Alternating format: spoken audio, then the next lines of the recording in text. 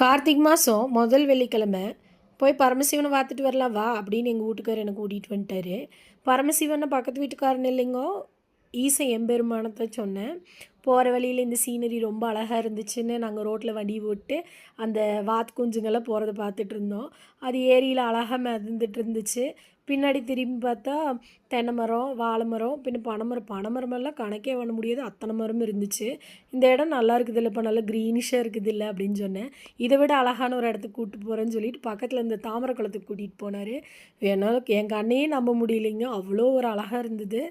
அங்கே இருந்த பூவெல்லாம் பார்த்திங்கன்னா எல்லாம் விரிஞ்சிருச்சு, ஒன்று கூட மொட்டில்லை தாமரை. அப்புறம் இந்த மனுஷங்கிட்ட சொன்னேன், துள்ள குதிச்சு ஒரு தாமரை பொறிச்சு கொடுன்னு.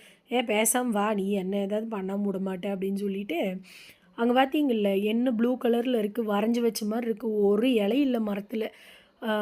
எனக்கு இந்த இடத்த விட்டு வர்றக்கே மனசில் உண்மையை சொல்லணுன்னு அவ்வளோ நல்லா இருந்தது.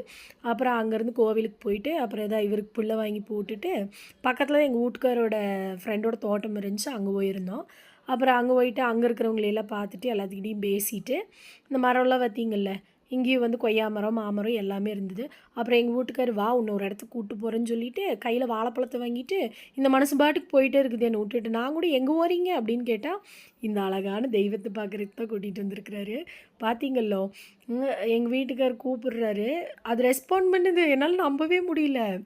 எ பாட்டு போட்டு விட்றாரு, அந்த பாட்டை வேறு கேட்குது, டான்ஸு வேறுங்க. எல்லோரும் கூப்பிடுறாங்க, பேசுகிறாங்க, அதுக்கெல்லாம் ரெஸ்பாண்ட் பண்ணுது. 8 வயசில் கூட்டிகிட்டு வந்தாங்களாமா, 35 வருஷமாக இங்கே இருக்கிறாராமா. நடமாடும் தெய்வம் அப்படின்னு நம்ம வந்து நம்புறது இவரைத்தானே. அதனால எனக்கு என்னமோ மனசு ரொம்ப திருப்தியாகி போச்சு இவரை பார்த்ததுக்கப்புறம். எல்லாத்துக்குமே நல்லதே நடக்கட்டும் அப்படின்னு சொல்லி வேண்டிட்டு நானும் கிளம்பிட்டேன்.